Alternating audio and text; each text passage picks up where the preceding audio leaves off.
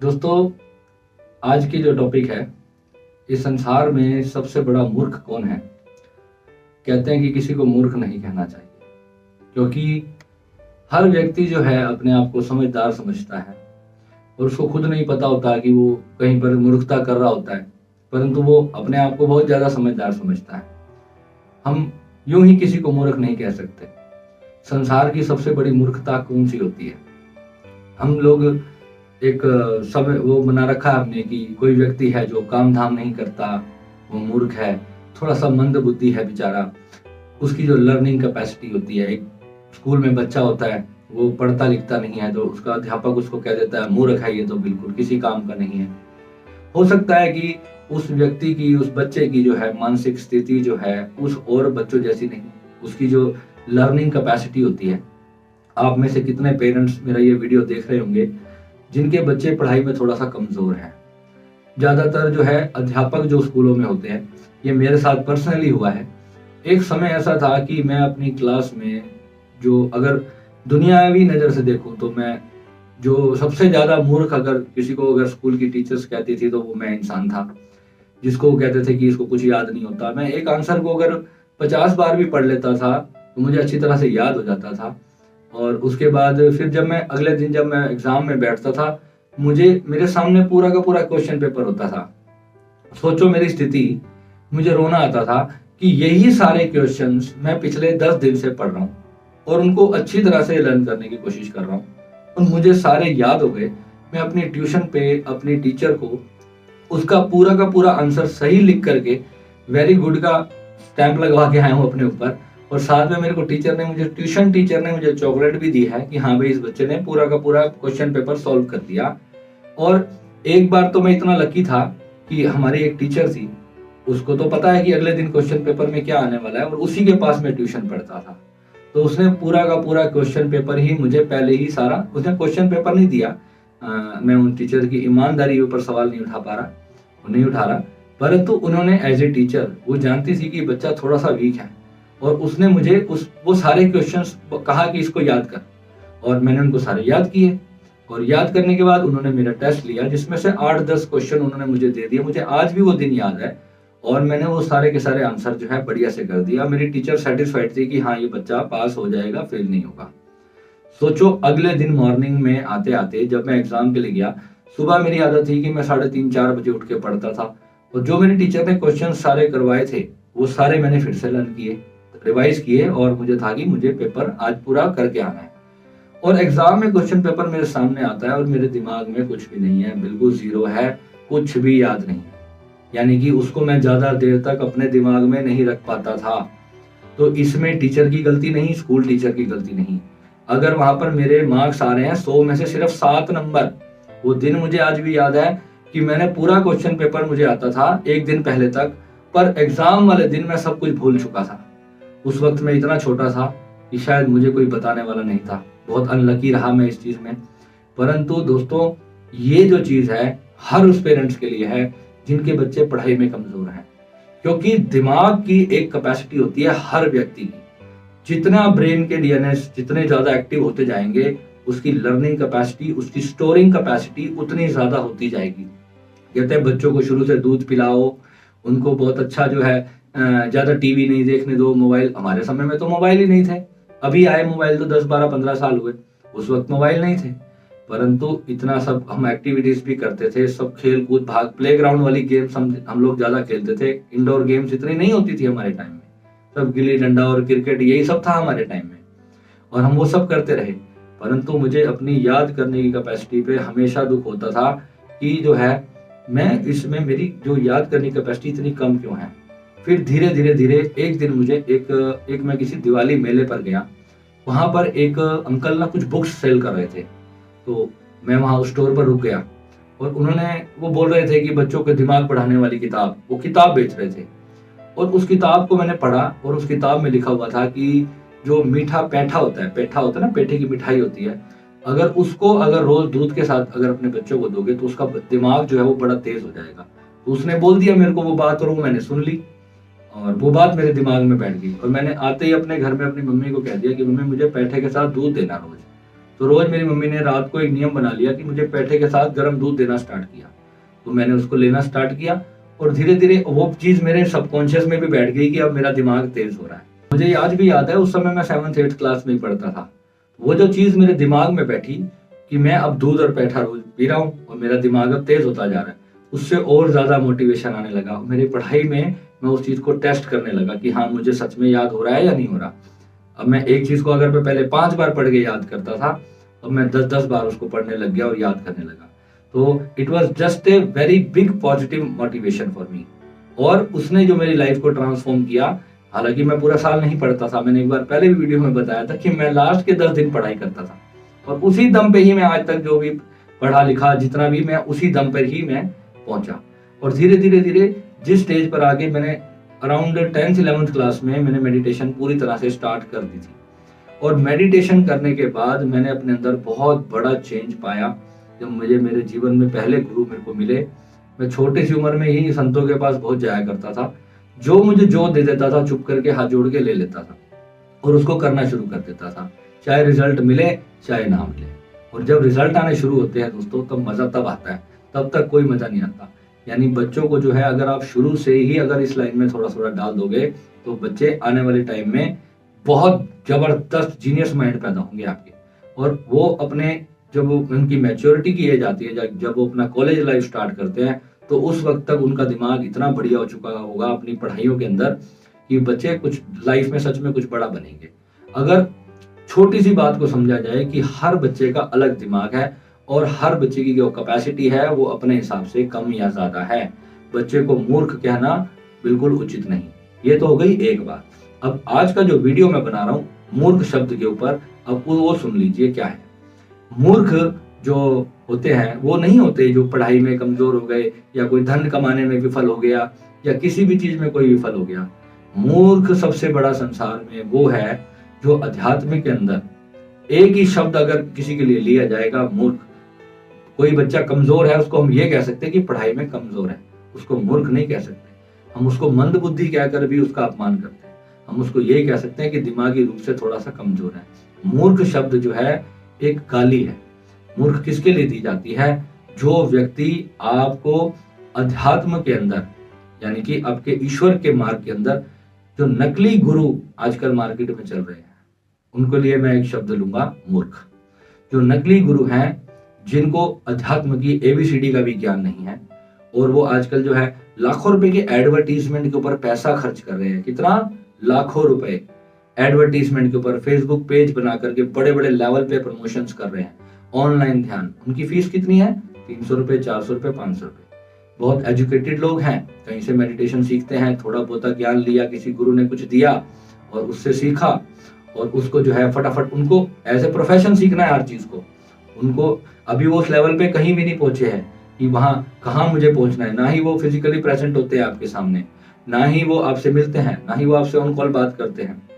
Only online service आपको provide होती है हर जगह पे और लाखों करोड़ों रुपए एडवर्टीजमेंट में खर्च करते हैं। बड़े बड़े उन्होंने आगे स्किल्स रखे हुए हैं। उस दिन एक फेसबुक पर मैं एक एड किसी की मेरे पास आई चलते चलते, उसमें लिखा हुआ था teach meditation and earn money.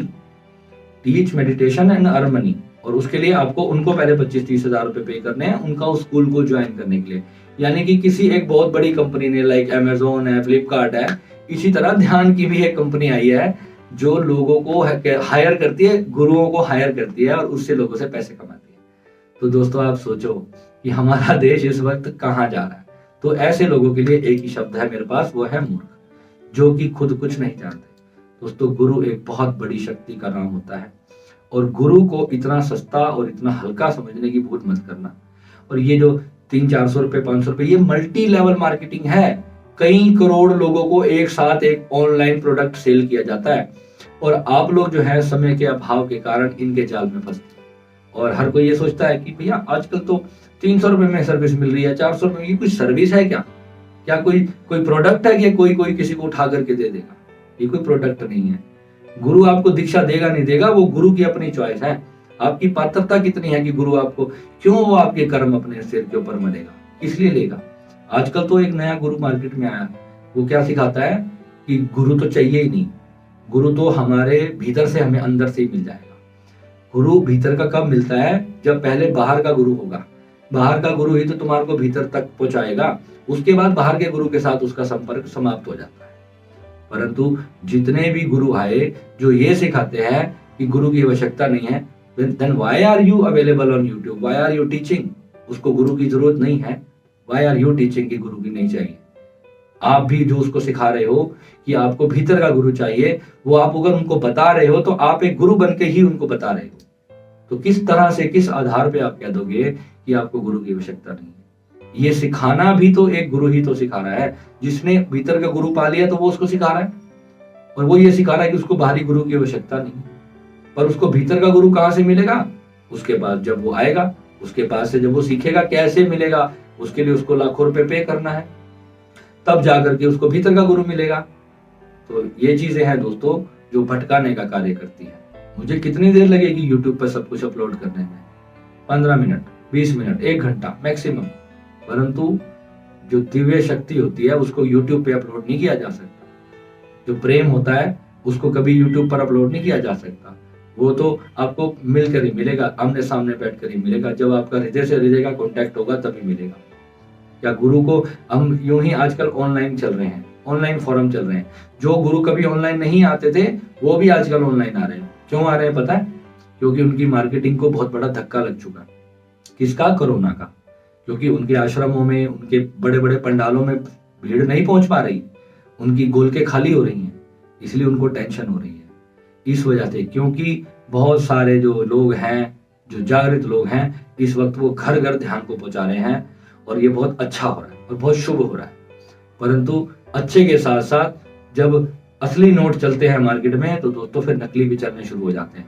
तो इसलिए आपको यहाँ पर ध्यान रखना जरूरी है, क्योंकि यहीं पर जो है सबसे बड़ी चीटिंग होने की चांसेस होते हैं। और कई लोगों की जो प्रेजेंटेशन स्किल्स होती है ना, वो आप नहीं समझ सकते, वो बहुत जबरदस्त होती है। आप उनको कैच नहीं कर पाते कि क्या उसका अनुभव है, क्या उसकी पर्सनली उसके पास कितना दम है, भीतर वो कितना जागृत है।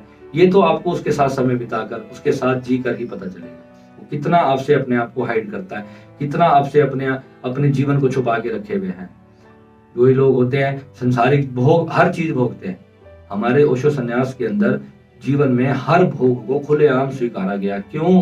क्योंकि इन चीजों से कोई भाग नहीं पाया। क्योंकि जो भागने का ढोंग करते हैं वही सबसे बड़े ढोंगी हैं। क्योंकि जब तक आप अपने शरीर में हो तो शरीर के साथ ही सब कुछ जुड़ा हुआ है। चेतना को कुछ नहीं चाहिए। हर इच्छा जो है शरीर की है, खाने की, पीने की, भोग भोगने की, नशा करने की, जो भी चीजें, जितनी भी जो आजकल है क्या चीजें, शराब, मांस और जो फिजिकली जो रिलेशनशिप्स होते हैं, ये 3 चीजें ही तो भोग में मानी जाती हैं, जो प्रबल तौर पे आज की युवा पीढ़ी के ऊपर हावी हो चुकी है। परंतु ये शरीर के साथ, इंद्रियों के साथ जुड़ी हुई चीजें, और इंद्रियां जो हैं जब तक प्रेजेंट हैं तब तक वो अपनी चीजें मांगेंगी, और जब अंदर एनर्जी नहीं है तो आप डेड हो। एक डेड व्यक्ति को भोग नहीं चाहिए, जागृत को चाहिए। आप ध्यान में क्या पाना चाहते हो? जीवन में सुख पाना चाहते हो, आनंद, हैप्पीनेस पाना चाहते हो, शांति पाना चाहते हो? नहीं, आप कुछ और बहुत बड़ा पाना चाहते हो। आप ये चाहते हो कि जो मैं संकल्प करूं वो पूरा हो जाए, और जल्द से जल्द मुझे संसार के हर सुख प्राप्त हो जाए। इसीलिए आप ध्यान को पाना चाहते हो। ध्यान के अंदर, आपके अंदर जो तड़प है, आपको खुद को जानने की तड़प नहीं है। दुख ही है वास्तव में जो आपको परमात्मा की ओर ले जाता है। सुख कभी आपको परमात्मा की तरफ नहीं ले जाता। मेरे बहुत सारे साधक हैं जो यूएस में रहते हैं, वो मुझे वहां की अपनी स्नैपचैट शेयर करते हैं। देखो गुरुजी, आज हम कितना मस्ती मार रहे हैं, देखो आज हम ये क्लब में हैं, ये वहां पे कहते हैं अब यहाँ आ जाओ, मुझे दिखाते हैं। मुझे बहुत अच्छा लगता है। हाँ यार, ठीक है, चलो, बहुत अच्छी बात है, बहुत अच्छा जीवन जी रहा है। परंतु भोग को ही सत्य मान लिया। कुछ ऐसे हैं जिन्होंने सब कुछ पा लिया, उनसे दुखी हो गए। वही व्यक्ति वास्तव में, वही व्यक्ति जिसने सब पा लिया, सब भोग लिया, वही व्यक्ति वास्तव में मोक्ष का अधिकारी बनता है, और वही इस रास्ते पर चलता है। जिसके पास अभी कुछ है ही नहीं, वो तो बेचारा पहले छोटी छोटी इच्छाओं को ही पूरी करता रहे। किसी को घर की ट्रबल्स है, किसी को कुछ है। इन सबसे ऊपर उठना, इन सबका अवेलेबिलिटी ना होते हुए इन सबसे ऊपर उठना, तो वो सबसे बड़ी जीत होती है। और कमाल की बात यह है, जिसके जीवन में ध्यान आ जाता है, फिर उसको ये सब भी अवेलेबल हो जाता है। ये फिर कोई बहुत बड़ी दूरी नहीं रह जाती इन सब के अंदर। और ये सब तब आना शुरू होता है, सबसे बड़ी मजे की बात यही है, जब आप उसको अंदर से छोड़ते हो। ऊपर से जब तक आप उसके पीछे भागते हो तब तक कोई चीज आपके पास आती नहीं। सबसे बड़ी बात ये है। ऐसी बहुत सारी पर्सनल सीक्रेट्स हैं जो मैं अपने साधकों के साथ शेयर करता हूँ, अपनी यंग लाइफ को शेयर करता हूँ। क्या क्या जगह पे मैंने अच्छे कर्म किए, कहाँ कहाँ मैंने बहुत बुरे कर्म किए। जीवन में हर तरह के कर्म अपनी लाइफ में मैंने किए हैं, अच्छे भी किए बुरे भी किए हैं। वो हर चीज, एक हर गुरु जो होता है, हर ध्यान में जो सफल हुआ, वो उस हर चोट को खाने के बाद ही सफल हुआ है। अगर आप किसी का भी इतिहास उठा करके देख लोगे, उसका पर्सनल जीवन देखोगे, तो उसने जो है उस जगह पे कहीं ना कहीं हृदय की चोट खाई होगी। कोई प्यार में चोट खाकर ध्यानी बन जाता है, और कोई जो है सब कुछ पा करके थक करके ध्यानी बन जाता है। किसी को कुछ नहीं मिला, वो अभाव से दुखी होकर ध्यानी बनता है। ध्यान में आने का कोई ना कोई कारण तो ईश्वर ने खोजना ही है। तो ये कारण तो ईश्वर ने आपको थोपना है, और वो जिसने आपको, ईश्वर ने अगर आपको इस मार्ग पर लाना है ना, तो आपकी हर तरफ से बैंड बजा देगा। सब कुछ होगा आपके पास, परंतु आपको ये दुनिया ऐसे लगेगी जैसे बिल्कुल खाली हो गई। तो वही व्यक्ति वास्तव में सबसे बड़ा मूर्ख है दोस्तों, जो आपको अज्ञानता की तरफ लेकर के जाता है। इस संसार में मूर्ख कभी ऐसे ही किसी को मत कह देना, कोई किसी चीज में विफल हो गया तो वो मूर्ख नहीं है। अगर कोई बच्चा जो है पढ़ाई में कमजोर है, तो ऐसे बच्चों को सहानुभूति की जरूरत है, और साथ साथ उनको ज्ञान की जरूरत है, उनको मेडिटेशन की जरूरत है, उनको अच्छी डाइट की जरूरत है, ताकि उनका ब्रेन विकसित हो सके और वो स्पिरिचुअली तौर पर भी विकसित हो सके। और एक चीज मैं आज आपको और बताना चाहता हूँ दोस्तों, एक क्वेश्चन आया था मेरे पास। हमारे एक साधक हैं वडोदरा गुजरात से, नितेश जी, उन्होंने मेरे से प्रश्न किया था। उन्होंने एक वीडियो किसी का देखा था, मैं नाम नहीं लूंगा यहाँ पर किसी चैनल का। उन्होंने थर्ड आई मेडिटेशन कराई छोटे छोटे बच्चों को, और उन्होंने कुछ इस तरीके की चीजें दिखाई कि बच्चे आंखों पे पट्टी डाल करके बैठे हैं और उनकी थर्ड आई ओपन हो चुकी है, और वो पट्टी लगा करके सब कुछ पढ़ रहे हैं। दोस्तों पहली बात है, ये एक भ्रम है, और ये पूरा का पूरा जो प्रोपोगेंडा रचा जाता है, ये पैसे दे करके कराया जाता है। ये सब स्टूडियो में शूटिंग्स होती हैं, प्रॉपरली वहां पर बच्चों को ट्रेन किया जाता है। आपको इस तरीके से बोलना है, और आप उनसे जाके पर्सनली कांटेक्ट करो। आपको क्या लगता है कि मैंने अपनी लाइफ में ऐसे लोगों के पास मेरा पाला नहीं पड़ा होगा? मैं इन हर व्यक्तियों से मिला हूं।